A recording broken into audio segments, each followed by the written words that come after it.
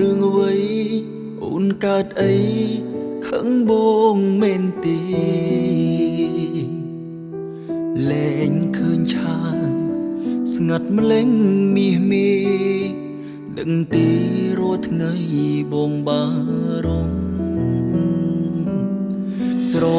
ឡាញ់គ្នាច្រើនឆ្នាំហើយដែរឃ្លាតមួយខែមើលមុខលែងចង់យូរទៅលែងចេញសួរនោមរឿងកូនលងអូនភ្លេចគ្មានសល់មកខាងបារម្ភមិនខាងស្ងប់ស្ងាត់បងឈឺចាប់ក៏អូនមិនខ្វល់រវាងយើងឬដល់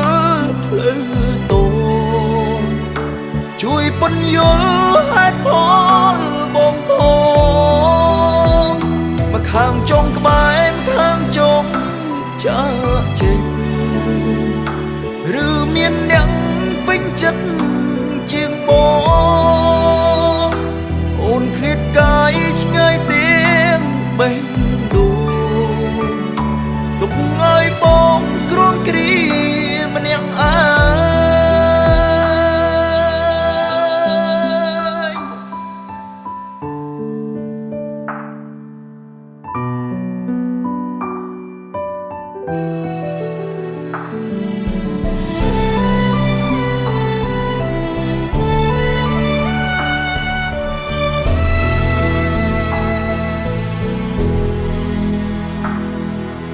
ស្រ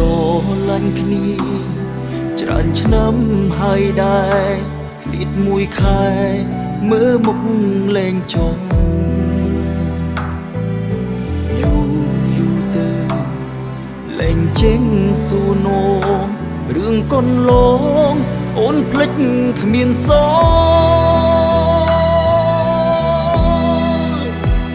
មកខាងបារម្ភមិនខាងស្ងប់ស្ងាត់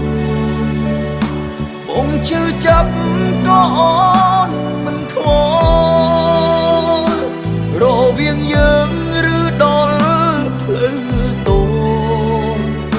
ជួយពន្យល់ហេតុផលបងផងមកខាងចុងក្បែរខាងចុងចាក់ចេញឬមានអ្នកពេញចិត្ត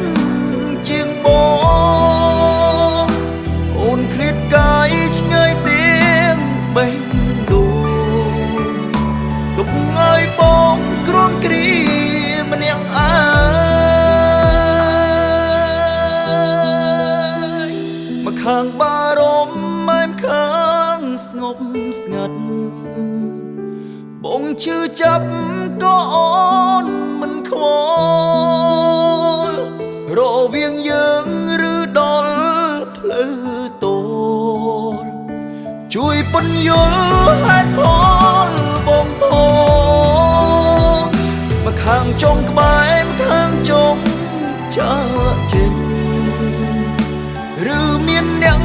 ពេញចិត្តជាងបងអូនឃ្លាតកាយឆ្ងាយទៀតបេះដូងទុកឲ្យបងគ្រាន់គ្រាម្នាក់ឯង